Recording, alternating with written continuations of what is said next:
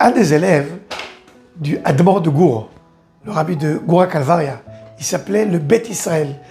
C'était un nom qu'il a adopté par rapport à un livre qu'il a écrit. En tout cas, un de ses élèves, un de ses chassidim, est parti lui demander une bénédiction avant d'aller faire des affaires à l'étranger. Le rabbi le regarde dans les yeux, il lui donne sa bénédiction, mais il lui demande une petite chose, qu'il lui ramène un petit souvenir de l'étranger. L'élève est étonné par la demande de son rave, mais il va l'exaucer parce que c'est son rave. Quand il revient, il se rappelle qu'il a oublié d'acheter la cigarette. Alors il va dans un des magasins, il achète une cigarette, il essaie comme ça de faire semblant qu'il a acheté à l'étranger. Il va chez son rave lui dit « Non, tu t'es rappelé de moi, tu m'as acheté mon cadeau ?» Il lui dit « Oui, bien sûr, voilà. » Le rabbi regarde la cigarette et lui dit « Tu l'as acheté ici ou à l'étranger ?» Il n'a pas pu mentir, il a dit la vérité, je l'ai acheté à l'étranger. Excusez-moi, la vérité, je l'ai acheté ici. Alors le rabbi lui dit, mais tu crois que j'avais besoin d'une cigarette? Je ne fume pas.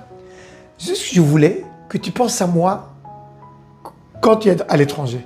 Parce que quand tu es ici, à côté de moi, à côté de tes élèves, à côté de mes élèves, à côté des familles, à côté des gens qui te regardent, à côté des établissements religieux qu'il y a autour de toi, bien sûr que tu vas faire les tfilotes, tu vas prier à l'heure, tu vas te comporter comme il faut. Mais quand tu t'éloignes, je voulais que tu te rappelles de moi, que tu te rappelles que tu as un rabbin qui t'aime et qui pense à toi. La paracha de cette semaine, on va parler encore une fois du Mishkan, avec les ustensiles exceptionnels qui étaient dans le Mishkan. Et on va terminer le livre de Shemot, d'Exode. Mais au lieu de terminer avec une belle phrase qui raconte comment la pureté et la sainteté étaient intégrées dans le peuple d'Israël parce que le Mishkan était construit, la Torah se termine, le livre d'Exode se termine avec un psaume qui dit « Hu be'alot he'anan me'al ha-Mishkan » quand le nuage se lèvera du Mishkan, le peuple d'Israël partiront, ils vont continuer leur voyage. Yis'u bnei Israël bechol masem. Pourquoi pas terminer avec une bonne chose, que la pureté du Mishkan reste à l'éternité? Et là, il y a une grande leçon. Vous savez que on est tous dans l'éducation. On éduque nos enfants, nos élèves. Comment on peut savoir si l'éducation a marché? Quand l'élève s'éloigne de son entourage naturel, quand il s'éloigne de la maison, quand il s'éloigne de l'école, là on voit comment il se comporte. Et là, on peut voir les qualités de l'éducation qu'on lui a transmis.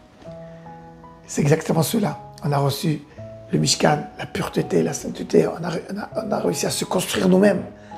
Et maintenant, quand le nuage part, nous on reste encore avec cette influence du Mishkan.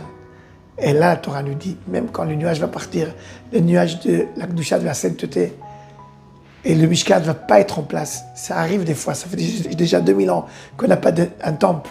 Mais malgré tout, inséré dans nous le Mishkan, la sainteté divine, qui va nous accompagner à tous nos chemins et à tous nos parcours.